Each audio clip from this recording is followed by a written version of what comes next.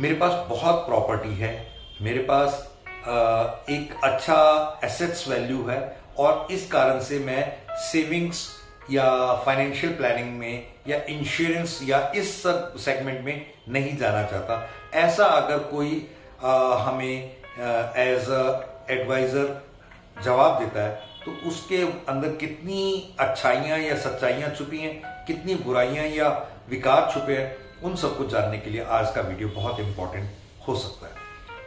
नमस्कार दोस्तों, मेरा नाम प्रोफेसर कुलविंदर सिंह है और आज हम बात करेंगे कि प्रॉपर्टीज होना आपकी सेविंग्स को किस तरीके से वो एक अलग चीज है और वो सेविंग्स को एनहांस करता है या सेविंग्स के पॉइंट ऑफ व्यू से प्रॉपर्टीज काफी है।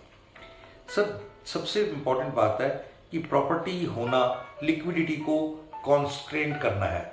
आप किसी भी प्रॉपर्टी को लेते हैं तो वो 10, 20, 50 लाख 1 करोड़ 5 करोड़ जितने भी अमाउंट की है उतने अमाउंट को एक सीज करना है, एक बंद करना है, पैक करना है, ब्लॉक करना है और वो जब तक बिकेगी नहीं वो पूरे का पूरा अमाउंट वहां पे ब्लॉक रहेगा।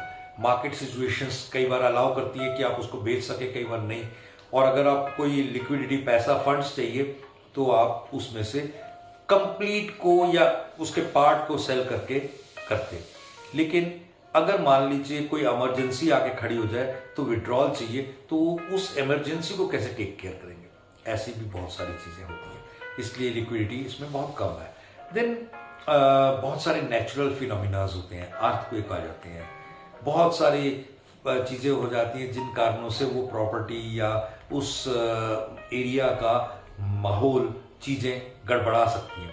बहुत सारी ऐसी चीजें भी हो सकती है जिससे कोरोना हुआ, जिससे आपका पूरे का पूरा सिस्टम ही गड़बड़ा गया। देन गवर्नमेंट की पॉलिसीज हो सकती है, वहां से मेट्रो निकल गई, वहां से और कोई ऐसा जिससे वो प्रॉपर्टी की वैल्यू कम ज्यादा कुछ भी हो सकता है।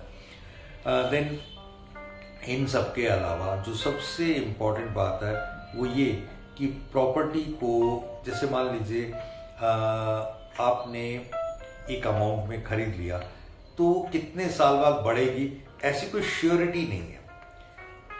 एक पक्की बात है कि वो बढ़ सकती है, कई बार तो 10-10 साल बाद भी अपनी अमाउंट को रिकवर करने के लिए लोग बड़े परेशान होते हैं कि यार जितने मैंने लगाए हैं उतने तो मिल जाए।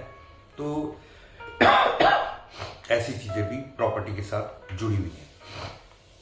प्रॉपर्टी खरीदेंगे तो प्रॉपर्टी के पेपर्स करवाएंगे, उन पेपर्स करवाने में भी बहुत बड़ा अमाउंट जाता है, 2 to 5% इवन मोर वो जाता है, कमीशंस जाती हैं और भी बहुत खर्चे होते हैं, ओवरहेड्स होते हैं। मान लीजिए कोई प्रॉपर्टी ली और सारा कुछ करने के बाद 10-12% आपका चला गया।